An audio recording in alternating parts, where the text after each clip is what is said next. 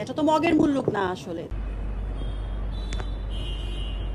যেটা সত্য, যেটা ফ্যাক্ট আসলে সেটা সকলের সামনে আসা উচিত। যেমন আমি কিন্তু এই যে আজকে আমি আপনাদের সবার সামনে এটা আমি এইভাবে করতে চাইনি, আমি সুন্দর করে উদ্বোধন করতে চেয়েছি এবং বলতে চেয়েছি, এবং ওই বিল্ডিংয়ের মালিককে এবং কে এটার সঙ্গে জড়িত ওইটা নিয়ে আসলে আমার কোনো মাথা ব্যথা ছিল না। যখন আমি এইভাবে সাফারার এবং প্রতারিত এবং আমার টাকা পয়সা নিয়ে নেওয়ার পরে তারপরে বলছি যে না এখানে বিজনেস করা যাবে না, এটা তো মগের মুল্লুক না আসলে। 2-2.5 মাস 3 মাসের মধ্যে, এবং আমার অনেক টাকা ইনভেস্টেড এখানে। তো তারপরে আমি বাধ্য, এবং তারপরেও ওনারা বলেছেন যে থানায় বসে সমঝোতা করবেন। থানার যে যারা আছেন ওনারা 2-3 বার আমাদের ডেকেছেন, এবং আমি কিন্তু গেছি, আমার টিমের মানুষজন নিয়ে গেছি। তারা কোনোভাবেই আসলে কোনো একটা কথায় স্থির থাকছেন না।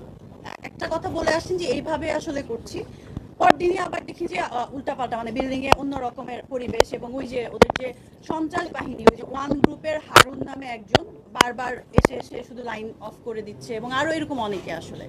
সো আমি বারবারই মানে সুস্থ একটা সমাধান চেয়েছি, যেহেতু আমি ইনভেস্ট করেছি। এবং একজন বয়স্ক মহিলা, উনি কিন্তু আগেও আরেকজনকে বলেছিল, নজরুল রাজ, তাদের মেবি ক্লোজ, তো তাকে ফোন করে বলেছিল যে আমি আমার দেবরকে পাঠাচ্ছি, বসে তোমরা সমাধান করো কি হয়েছে এখানে।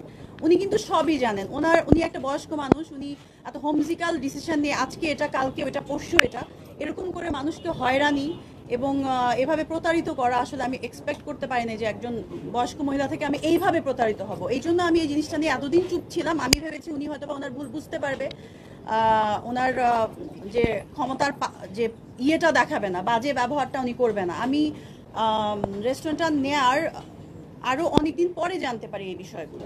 না, ওনারা আসলে সমাধানের দিকে, ওনারা ভাবছে যে এক হচ্ছে ইয়ামিন হক ববি একজন চিত্রনায়িকা হওয়া একটা পাপ নাকি আমি জানি না, যে তার আসলে এমন কিছু নিউজ উল্টাপাল্টা করাবে বা এমন কিছু লোক দিয়ে থ্রেট দেওয়াবে, সো দ্যাট আমি যেহেতু একজন চিত্রনায়িকা, আমি আমার ইমেজ বাঁচানোর জন্য আমি অন্যায়ের বিরুদ্ধে প্রতিবাদ করব না বা করতে আসবো না, যেহেতু আমি এতদিন ধরে চাচ্ছিলাম যে এটা সুন্দর একটা সমাধান হোক।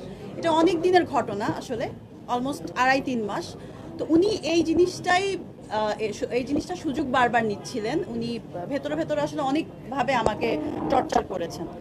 তো উনি যেটা ভেবেছেন যে আমি যেহেতু চিত্রনায়িকা, নায়িকাদের কথা শুনলেই অনেকভাবে তারা চোখে, নায়িকাও যে মানুষ বা ভালোও থাকতে পারে, এটা তো ওনাদের একটা, ওনারা এমন কাজ করেন যেটা আসলে ভাষায় বলার মতো না।